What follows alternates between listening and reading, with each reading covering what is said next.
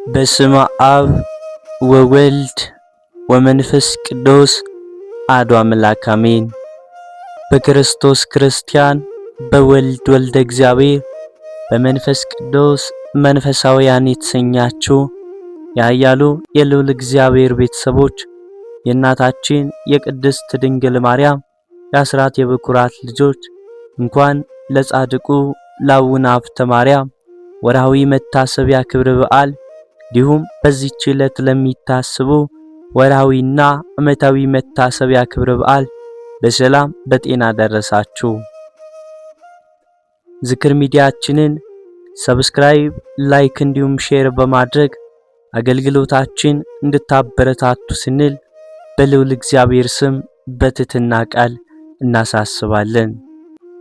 ዘውትር ሁሌም በዚህ ሰዓት የምናቀርብላችሁ የቤተ ክርስቲያናችን ገድላት፣ ድርሳናት እንዲሁም ስንክሳር የቤተ ክርስቲያን ታሪክ የምናቀርብላችሁ መሆኑን እያሳወቅን ዘውትር ወደ ቻናላችን በመምጣት ከቅዱሳኑ ገድላቸውን በማዳመጥ በእምነት ሆነን ብናዳምጣቸው ረድኤታቸው፣ በረከታቸው፣ ቃል ኪዳናቸው እንዲሁም የእነርሱን አሰረ ፍኖታቸውን ተከትለን እኛም እንደነርሱ የኑሯቸውን ፍሬ እንድንቀምስ የልዑል እግዚአብሔር መልካም ፈቃድ ይሁንልን። ከቅዱሳኑ ረድኤታቸውን በረከታቸውን ያሳትፈን ዘንድ የልዑል እግዚአብሔር መልካም ፈቃድ ይሁንልን። አሜን። ከዚህ በመቀጠል የአባታችን የአቡነ ሀብተ ማርያምን ገድላቸውን እናሰማለን።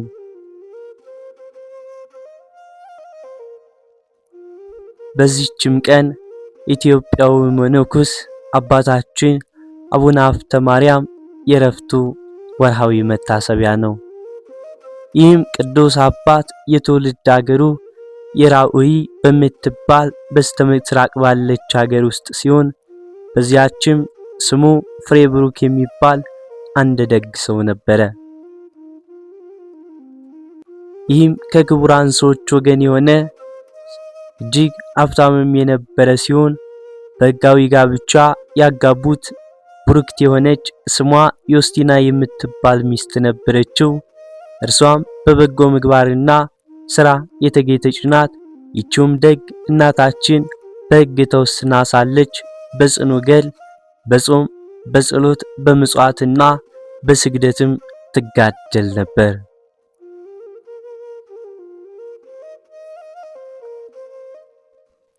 በኋላም ጌታችን ስለመንኖ ዓለምና ስለመንኖ ይሪት የተናገረውን አስባ ለምናኔ ሀብቷን ሁሉንም ነገር ጥላ በቅርብ ወዳለ በረሃ ሄደች። በዚያም ወደሚገኝ አንድ ዋሻ ብትገባ ድንገት አንድ ደግ ባይታዊ ያገኘች።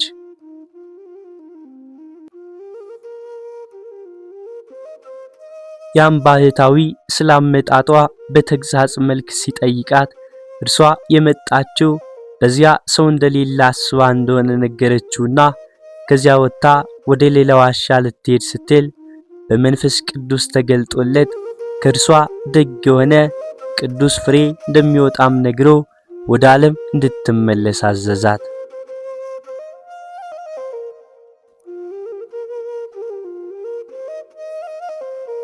እርሷም እግዚአብሔር የወደደው ይሁን ብላ ያመሰገነች ተመልሳ ሳለ ከጥቂት ጊዜያትም በኋላ ይህንን ታላቅ ጻድቅ ጸንሳ ወለደች። በዚህ ሁላቸውም እጅግ ደስ ተሰኙ። እንደ ሥርዓቱም ሲጠመቅ የመጽሐፉን ስም ሀብተ ማርያም አሉት። እርሱ በሕግ በሥርዓት እያደገ ሄደ። ወደ ቤተ ክርስቲያንም ሲወስዱት እግዚኦ መሐረነ ክርስቶስ የሚለውን ጸሎት ሲሰማ እጅጉን ወደዳት፣ አፈቀራት። እርሷንም ይዞ ከቤቱ ሌሊቱን የሚጸልይና የሚጋደል ሆነ።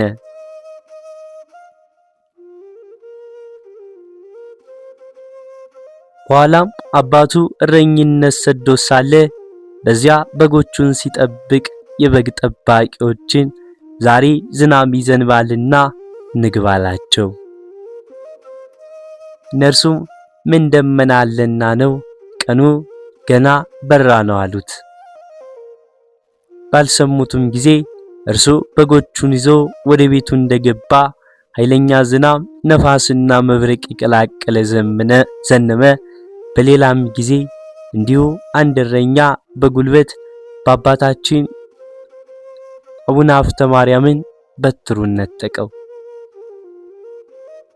መልስልኝ ብሎ በስመ እግዚአብሔር ቢለምነው እምቢ አለው። በኋላም በተወውም ጊዜ እግዚአብሔር ያንን እረኛ በአየር ላይ ሰቅለው አለው።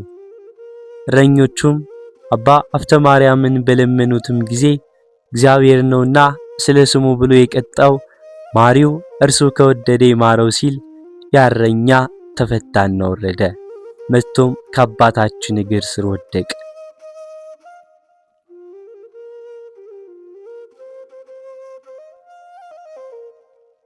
ከብዙ ዘመናትም በኋላ ስሙ አለ አድባር ወደምትባል ገዳም ገብቶ ከአባ መልከ ጼዴቅ እጅ መነኮሰ። ታላቅ ተጋድሎን የሚጋደል ጀመር። በባህር መካከልም በመቆም መዝሙረ ዳዊትን ይደግምና ግንባሩን የባህሩን አሸዋ እስኪነካ 500 ጊዜ ይሰግዳል። እህልም መቅመስን ትቶ ልክ እንደ ዋሊያዎች የዱር ቅጠል የሚመገብ ሆነ። 80 ቀን የሚያከፍል ሆነ። በሌሊትም ቁም በማደር በትግሃ ሌሊት በቀንም 4ቱን ወንጌላውያት ዘውትር ይጸልያል። ይህንን ጽኑ ተጋድሎን ያየ አምላካችን ተገለጠለት። አባ ሀብተ ማርያምም ከግርማው የተነሳም ደንግጦ በግንባሩ ተፍገምግሞ ተደፋ።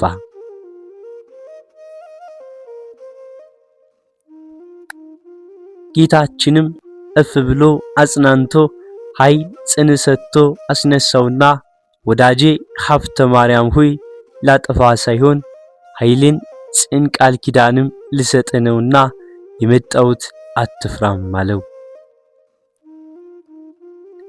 ጽኑ ተጋድሎ በሰማያት ስለመጻፉ የቅዱስ ማቴዎስንና የማርቆስን ወንጌል በሚያነብም ጊዜ ከሌሎች ስውራን አበው ጋር የሚገናኝበትን የብርሃን ሰረገላ እንደሰጠው የቅዱስ ሉቃስንና የቅዱስ ዮሐንስ ወንጌልን በሚያነብም ጊዜ ደግሞ ስጋውን ደሙን ለመቀበል ወደ ኢየሩሳሌም የሚሄድበትን የእሳት ሰረገላ እንደሰጠው ቃል ኪዳን ገባለት። 7 እጅግ የሚያስደንቁ አክሊላትንም ማቀዳጀው። አንዱ ስለ ድንግልናው፣ ሁለተኛው ዓለምንና በውስጡ ያለውን ስለመመንኑ፣ ሶስተኛው ፍጹም ስለሆነው መንኩስናው፣ አራተኛው ወንጌላት አዘውትሮ በማንበቡ፣ አምስተኛውም ስለ ፍቅሩ ሲል ራብና ጥሙን በመታገሱ፣ ስድስተኛው በልቡ ቂምንና በቀልን ባለማኖሩ፣ ሰባተኛው ደግሞ ስለ ንጹህ የክህነት አገልግሎቱና በንጽህና ስለሚያደርገው ስለሚያሳርገው መስዋዕቱ መሆኑን ነገረው። መታሰቢያውን ለሚያደርጉና በስሙ ለሚዘክሩ ከነርሱ ጋር የሚኖርበትን 500 የወርቅ አምዶስ ያሏትን ቦታ ሰጠው አለው። ቅዱሳን መላእክትም ሁላቸው እየተደሰቱ ወንድማችን ወደማያልቀው ሰማያዊ ደስታ ልንወስድ መተናል አሉት። ይህንንም በተናገረም ጊዜ ጌታችን በሶስትነቱ በአንድነቱ ተገልጦ ታየው። እነዚህንም ቃል ኪዳኖች ሰጠው። መታሰቢያ ለሚያደርግ በስሜ ለቤተ ክርስቲያን መባ ለሚሰጥ ወደዚህች ሀገር አገባዋለሁ። 4ቱን ወንጌልም እያነበብክ ስለኖርክ የያንዲቱን ቃል ፍሬዋን አንዳንድ ሺህ አደረግኩልህ።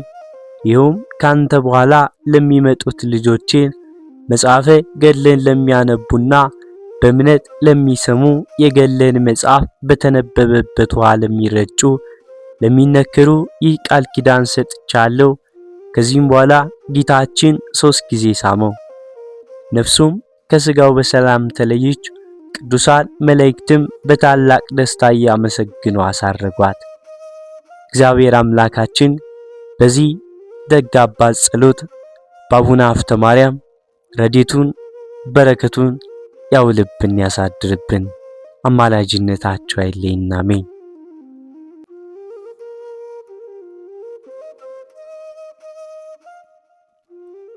ታኅሳስ 26 ቀን በዚች ቀን ከሮሚ ሀገር የከበረች አንስጣስያ በሰማዕትነት አረፈች። የዚችም ቅድስት አባቷ ጣዖትን የሚያመልክ ነው፣ እናቷ ግን ክርስቲያን ናት። ይችንም ቅድስት በወለደቻትም ጊዜ አባቷም ሳያውቅ የክርስትና ጥምቀትን በስውር አጠመቀቻት። አውቆ ቢሆን ማጥመቅ ባልተቻላትም ነበር። ከዚህም በኋላ በበጎ አስተዳደግ አሳደገቻት። በቀናች ሃይማኖት እስካጸናቻትም ድረስ የቤተ ክርስቲያንን ትምህርት አስተማረቻት። ጠባዩን መለወጥ ለማንም አልተቻለውም። አድጋ አካለ መጠን በደረሰችም ጊዜ አባቷ ደርሶ ላለ ከሃዲ ሰው አጋባት። እርሷ ግን እጅግም ጠላቸው፣ ልትገናኘውም አልፈለገችም። በሴቶችም ላይ በሚሆነው ግዳጅና አንዳንድ ጊዜም በደዌ የምታመካኝ ሆነች።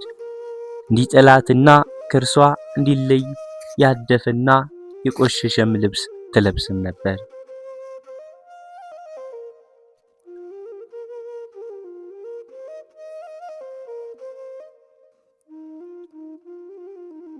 ባሏም ወደ ሥራው ወጥቶ በተሰማራም ጊዜ እርሷም ስለ ቀናች ሃይማኖት የታሰሩ እስረኞችን ትጎበኝም ዘንድ ትሰማራለች። ተገለግላቸውና የሚሸቱን ትሰጣቸዋለች። ባሏም ይህን የምትሰራውን ባወቀም ጊዜ ወደ ውጭ እንደምትወጣ በቤት ውስጥ ዘጋባት። እርሷም ከእጇ ያወጣት ዘንድ አዘውትራ በመረረ ልቅሶ ወደ እግዚአብሔር የምትለምን ሆነች። ጌታችንም ልመናዋን ሰምቶ ያንን ሰው አጠፋው። እርሷም በሞቱ ደስ አላት። ከዚህም በኋላ ለድሆችና ለምስኪኖች ስለ ቀናች ሃይማኖትም በመታመን ለታሰሩ እስረኞች ገንዘቧን ሁሉ ሰጠች። የሮሚ ሀገረ ገዥም ዜናዋን በሰማም ጊዜ መልእክተኞችን ልከው ወደ እርሱ አስመጣት። ስለ ሃይማኖቷም ጠየቃት። ክርስቲያን እንደሆነች በፊቱ ታመነች። ቃል ኪዳን በመግባትም ተናገራት። ከበጎ ምክሯም አውጥቶ ወደ ክህደት ሊያስገነዝባት አልቻለም። በዚያንም ጊዜ በብዙ በተለያየ ስቃይ አሰቃያት። ከዚህም በኋላ ወደ ባሕር ያሰጥሟትም ዘንድ አዘዘ። ባሕሩም በሕይወቷ ተፋት። ዳግመኛም በአራት ካስማ መካከል አስተኝተው ዘርግተው አስረው ታላቅ ጽኑ የሆነ ግርፋትን ይገርፏት ዘንድ አዘዘ። መኮንኑም እንዳዘዘ አደረጉባት። ነገር ግን ምንም ጉዳት አልደረሰባትም። ከዚህም በኋላ ወደ አዘጋጁላት የእሳት ማንደጃ ውስጥ ጨምሯትም ዘንድ አዘዘ። በጨምሯትም ጊዜ ነፍሷን በእግዚአብሔር እጅ ሰጠች። በመንግሥተ ሰማያትም የሰማዕትነት አክሊልን ተቀበለች። ለእግዚአብሔር ምስጋና ይሁን።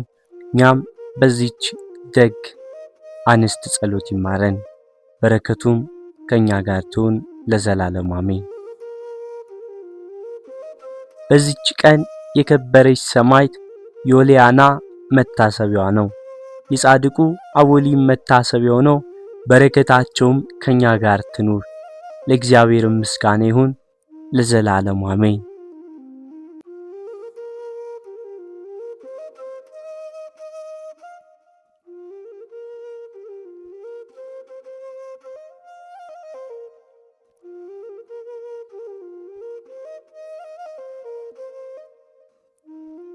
በዚህችም ዕለት አክሚም ሰማዕታት ምስክራቸው ተጋድሏቸው እንዲህ ነው።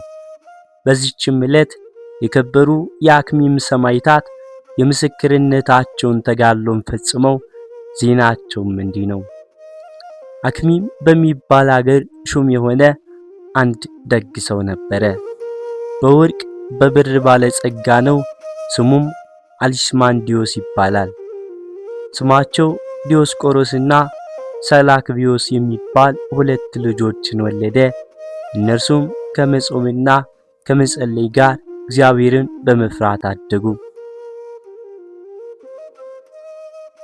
አባታቸውም በሞተ ጊዜ ምንኩስናን ተመኙ። የእግዚአብሔርን መልአክ ተገልጦላቸው ወደ ገዳማዊ አባ ሙሴ ገዳም እንዲሄዱ አዘዛቸው። ሄደውም በዚያች መነኮሱ ድንቅ ታምራቶችንም እያደረጉ በብዙ ተጋድሎም ኖሩ።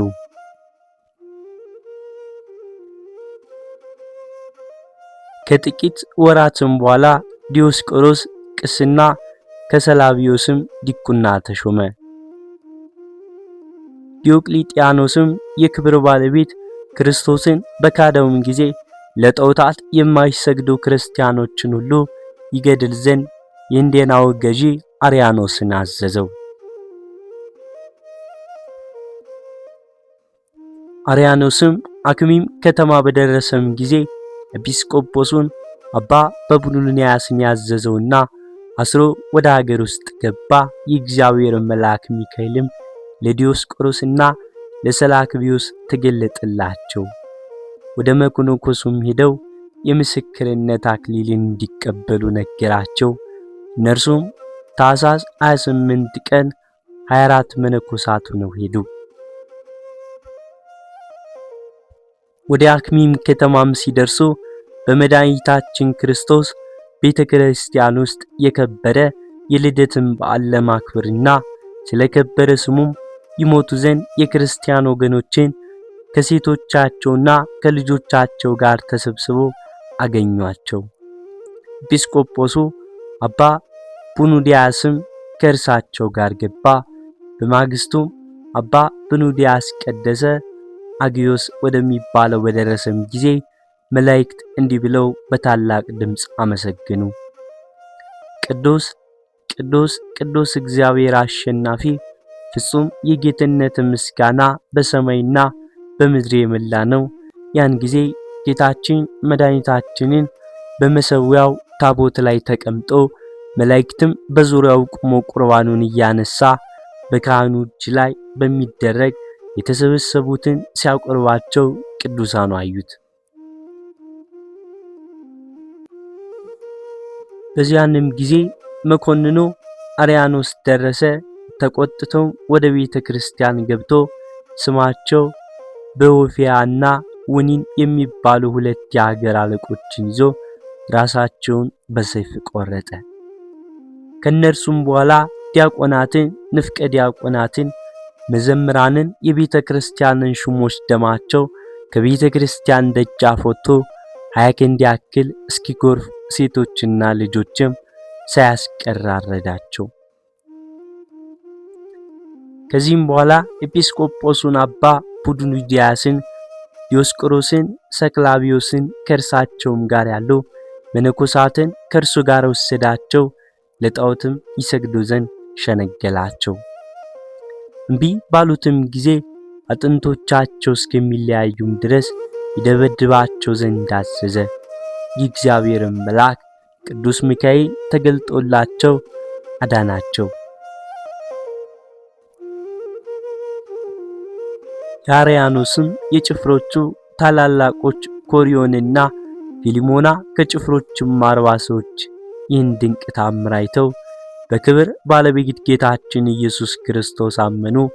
ወደ እሳት ማንደጃም እንዲጥሏቸው አዘዘ። ተጋድሏቸውንም ታኅሳስ 30 ቀን ፈጸሙ። ከተሰበሰቡበትም ውስጥ ብዙዎች የሚያስገድዳቸው ሳይኖር በእውነተኛ አምላክ በክርስቶስ እናምናለን ያሉ ወደ እሳቱ ማንደጃ ራሳቸውን ወረወሩ። ምስክርነታቸውንም እንደዚሁ ፈጸሙ።